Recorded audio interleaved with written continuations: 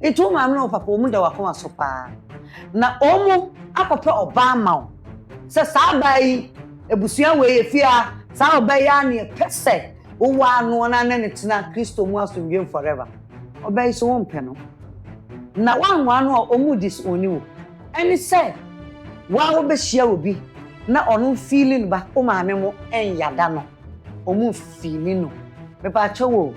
Wo be tie o maame mo no atena ware no a ebia okoma anim no for their happiness. And I say you go and find what your heart desire. Odo, ye di na kumam. Ye ni na busuam. Let's see the parents. Because Nyamete is a love, it can grow. Me, I married for love. You go for the love. Yes, I did for love. No, what betray o maame mo. I think it is good to listen to good counsel. Our parents, they don't mean bad for us. Tita Kofa, Ede. Tita Kofa. Tita Kofa. Chesa wa Kofa gebi aba na ma ni mo. Nana.